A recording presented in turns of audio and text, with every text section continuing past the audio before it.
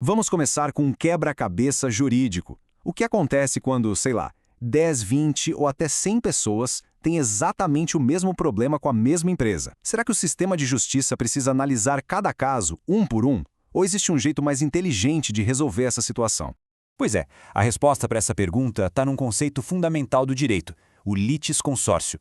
E nesta análise, a gente vai mergulhar fundo para entender o que é isso, por que existe e como funciona na prática. A maioria das pessoas imagina um processo judicial como uma briga entre duas partes, né? Um autor de um lado e um réu do outro. Só que, na realidade, as coisas muitas vezes são bem mais complexas que isso. Pensa só nesse cenário, uma vizinhança inteira sofrendo com o barulho infernal de uma fábrica. Cada morador, claro, tem o direito de processar. Mas faria algum sentido inundar o tribunal com dezenas de ações idênticas, todas contando a mesmíssima história? O sistema simplesmente não aguentaria. E é justamente para evitar esse tipo de caos que o direito traz uma solução bem inteligente. Em vez de cada um lutar por si, as partes podem, e em alguns casos elas devem, unir forças. O nome dessa solução é litisconsórcio. Falando de um jeito bem simples, é quando a gente tem mais de uma pessoa processando junto, do lado dos autores, ou mais de uma pessoa sendo processada ao mesmo tempo, do lado dos réus. Tudo numa única ação. Mas por que isso existe? Bom, basicamente por dois grandes motivos. O primeiro é eficiência, ou o que os juristas chamam de economia processual. E faz todo sentido. Um processo só é bem mais rápido e barato do que 20. O segundo motivo é a consistência. Imagina a bagunça se um juiz decidisse que a fábrica é culpada, e outro, no caso do vizinho ao lado, dissesse que não é. O litisconsórcio serve para evitar esse tipo de contradição. Certo, mas essa união de pessoas no processo é sempre uma escolha? Ou será que, em alguns casos, é uma exigência? Essa é a primeira grande diferença que a gente precisa entender. De um lado, existe o litisconsórcio facultativo. E a palavra-chave aqui é escolha. Os vizinhos da nossa fábrica, por exemplo, eles podem escolher processar juntos por pura conveniência. A lei permite isso quando os casos têm uma ligação, seja pelos fatos ou pelo direito que está sendo discutido. É uma decisão estratégica, pura e simples. Já do outro lado, a gente tem o litisconsórcio necessário. E aqui não tem escolha. A lei, ou a própria natureza da briga, exige que todas as pessoas envolvidas façam parte do processo. Sem todo mundo ali, a decisão do juiz pode simplesmente não valer de nada. E as consequências de ignorar um litisconsórcio necessário são bem sérias. Se alguém que deveria estar obrigatoriamente no processo for deixado de fora, a sentença toda pode ser considerada nula ou ineficaz. É um risco que ninguém quer correr. Ok, então a união pode ser uma escolha ou uma obrigação. Mas e o resultado final? A decisão do juiz tem que ser a mesma para todo mundo do grupo? Isso nos leva à segunda grande classificação do litisconsórcio.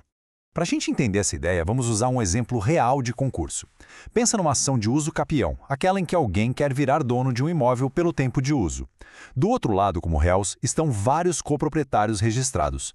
Vamos analisar que tipo de decisão se aplica aqui. A primeira possibilidade de resultado é o que a gente chama de litisconsórcio unitário. A melhor forma de pensar nisso é como uma decisão tamanho único. A solução que o juiz der tem que ser idêntica para todos os membros do grupo. Ou todo mundo ganha, ou todo mundo perde. A decisão não pode ser fatiada. A outra possibilidade é o litisconsórcio simples. Aqui, a decisão pode ser, digamos, personalizada. O juiz pode dar resultados diferentes para cada pessoa, mesmo elas estando no mesmo processo. Um membro do grupo pode ganhar, enquanto o colega do lado pode perder.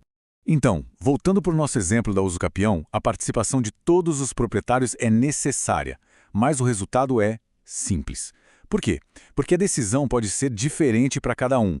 O juiz pode, por exemplo, reconhecer que um dos donos fez alguma coisa para interromper a posse, mas os outros não. Então a decisão não precisa ser tamanho único. O ponto crucial aqui é que essas classificações, facultativo contra necessário e unitário contra simples, elas se cruzam. Elas formam diferentes combinações dependendo da situação. Vamos ver como isso funciona na prática. A gente tem algumas combinações clássicas. Por exemplo, várias vítimas de um acidente processando o mesmo motorista. É um caso facultativo porque elas escolheram processar juntas e simples porque a indenização de cada uma pode ser diferente. Já a dissolução de uma sociedade é um caso necessário, pois todos os sócios têm que participar, e unitário, porque ou a sociedade é dissolvida para todo mundo ou não. E agora, uma curiosidade histórica sobre o assunto. No passado, formar um litisconsórcio tinha uma vantagem processual bem interessante. Era o famoso prazo em dobro. Se os membros do grupo tivessem advogados de escritórios diferentes, eles ganhavam o dobro do tempo para apresentar suas petições e recursos. A ideia era dar mais tempo para os diferentes advogados conseguirem se coordenar. Só que, com a chegada do processo eletrônico, onde todo mundo tem acesso instantâneo aos documentos, essa regra perdeu sentido. Por isso, o Código de Processo Civil atual acabou com um prazo em dobro nos processos digitais. Mais uma vez, a eficiência venceu. No fim das contas, o litisconsórcio é muito mais do que um termo técnico complicado. É um mecanismo vital que permite ao sistema de justiça lidar com a complexidade do mundo real, onde as disputas raramente envolvem só duas pessoas. O objetivo é sempre o mesmo: buscar decisões mais rápidas, mais baratas e, acima de tudo, mais consistentes. E para fechar, fica uma reflexão. Essa estratégia de agrupar casos sempre deixa a justiça mais eficiente? Ou, em algumas situações, pode acabar tornando tudo ainda mais complicado?